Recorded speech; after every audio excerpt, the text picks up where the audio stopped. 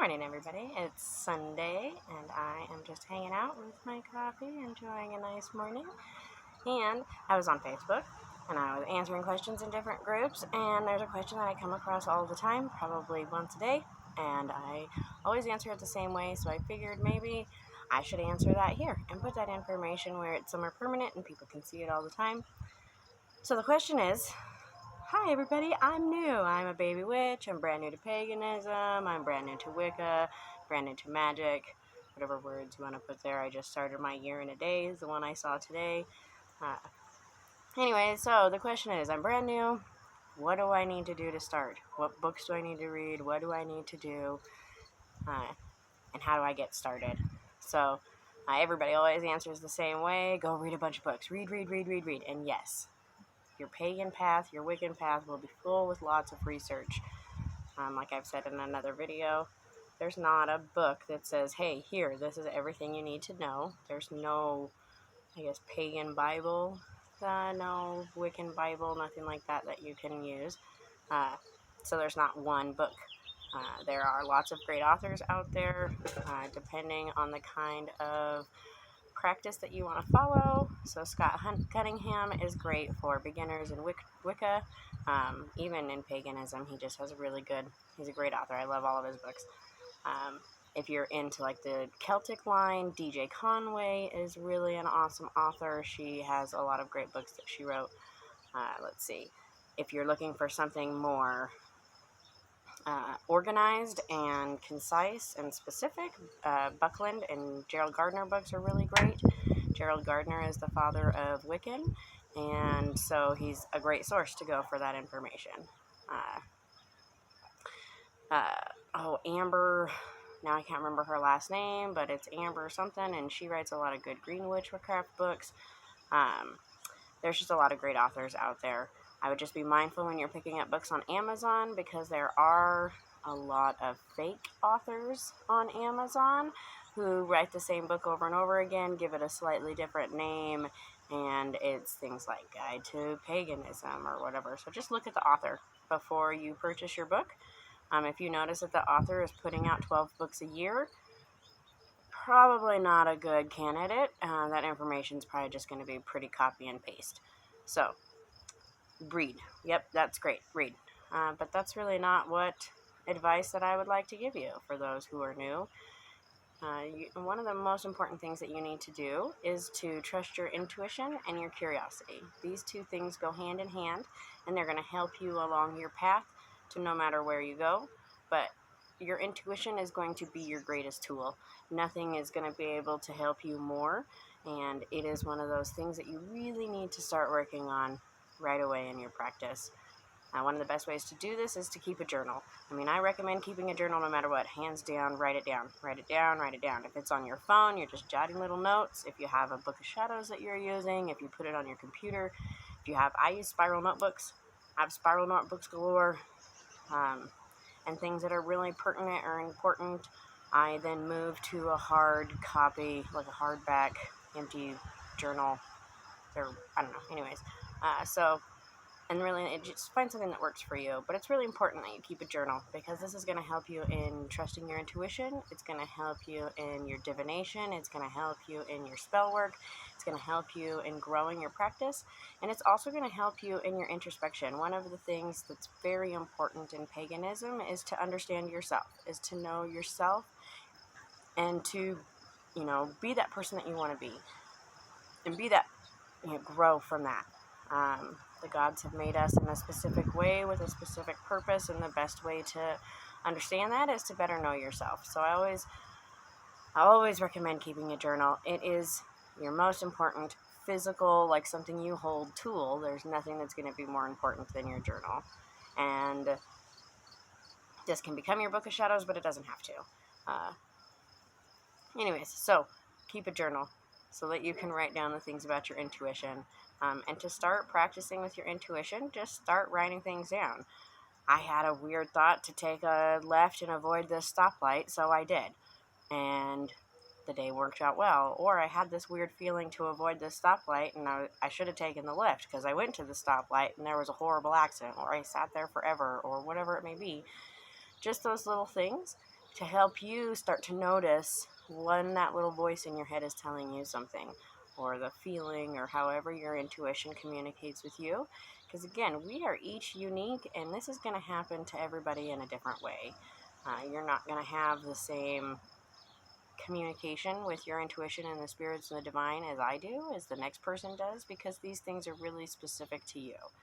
So find ways to trust your intuition, to build your bond with your own intuition. Listen to it, feel it, follow it. Really, that's going to be your best tool, because when you're doing all of this reading and research and you're looking through all of this stuff, you are going to be bombarded with information. There is so much information out there. There is so much misinformation out there, and you have to be able to weed through that. So your intuition is going to be your guide. If you start reading something and it's like, this just doesn't feel right, then stop reading it. Go read something else. Follow that. Trust that. That is how the gods are going to communicate with you, the elements, the powers that be, whatever you call them. That's how they're going to communicate with you, is through your intuition and through those feelings and through that thought process. So definitely find, start to think about that and just put it in the front of your mind, and that'll go a long way to building a relationship with your own intuition, because if you're thinking about it, then it's there and you're focused on it. And so that's like a big part of it. A lot of people have just dismissed their intuition as, oh, whatever, that's just that weird voice I have in my head, or they don't even hear it at all. And so you just have to start to listen for it and start to think about it and start to really focus on that. And that'll really help you in the long run, like I said, with your spell work and your divination and all of those kind of things. So really try to focus on that intuition. So you have, go out and read, focus on your intuition. Your curiosity is going to be what drives you to know what to read. So if you're curious about Mayan mythology, go read about Mayan mythology. If you're curious about Druids, go read about Druids. If you're curious about Native Americans or whatever it may be, just start reading about that. Start reading their mythology, start reading about their culture, start reading about who they are as a people, because you can't understand the gods of the people and the religion and the spirituality of the people if you don't understand the people. So that's a big part of that. You can't just go pick up a Native American spirit animal guidebook and be like, I'm a spirit animal guide master. You have to read more into that. You have to follow that curiosity. You have to dive deep and really start to understand that. But your curiosity is going to be what ignites that path, what sends you in that way. So you want to find what your curiosity is calling to you and follow that, and then listen to your intuition and kind of go in that direction and see where it takes you. And again, if you're walking down that path and you're like, I think I stumbled down the wrong path, or I think this isn't right for me, or you see a flower in the distance like, oh, what's that over there? Follow it. Go. Chase the butterfly. Follow your spirituality and your curiosity and your intuition, and you'll get to where you need to be. The last piece of advice that I have for people who are new is you need to go out and experience. I waited a long time in my practice to have an elder or a mentor or a whatever tell me, go sit on the anthill and just sit there. And I couldn't understand why it was that I wanted this guide, this person. I wanted somebody to tell me to go do that. Go sit under the tree, go sit next to the river, go. And I use the example sit on the anthill because one of my favorite books, and I recommend it to everybody, is called The Wind is My Mother. It is an amazing book, and it just talks about the philosophy and the principles of connecting with the earth and being at one with your spirituality and Native American medicine, and just, it's beautiful.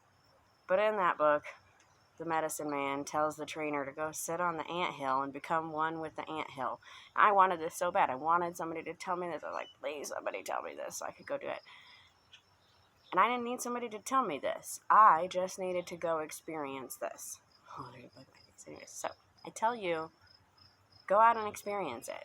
I am that elder, and I'm telling you, go sit under that tree, go sit on that rock, sit on that anthill, find that thing that you need to connect with, and do it. Don't wait for somebody to say this is how you need to do it. Go and experience this. If your curiosity and your intuition say, I need to sit under this tree, then do it. And when you're done, write it down and journal the whole thing. Write everything down. Your feelings, your thoughts, what you heard, and sound, and smells, all of it. Everything is important when you're in those moments. And if you don't write it down, it's hard to come back and to reflect and to learn and to grow on that. So write it down. So, all in all, follow your intuition, follow your curiosity. That'll tell you what to read and what to research and what direction to go in. And then experience.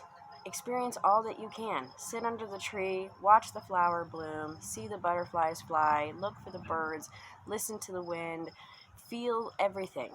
Just experience it. Experience all. That is the purpose of this life, is to experience everything that is here and everything that is presented to you in this body, in this form, in this shape, so that you can experience it to the fullest. And then, in our next life, you'll experience something different. And in that life, it'll be the task of you to learn and experience it in that life. So in this life, right now, follow your intuition, follow your curiosity. Go out and experience life, experience nature. Even if that's just at the zoo or the park or whatever, or even, there's life growing on your concrete right outside. It's everywhere. Mother Nature has no bounds, and that energy flows everywhere. And all you have to do is experience it. So go out and experience that energy, and then write it down. And write down everything that happened, and write down all the things that you felt, and draw the pictures, and write down how you feel when you're writing it down. Just write it down. And this will really help you grow a beautiful practice and build a great foundation. So I hope you guys enjoyed. If you have any questions, I'm always here. I hear the pitter-patter of little feet coming. Good morning, my beautiful. So I hope everybody has a great day. Like, subscribe, and I hope you enjoy your weekend.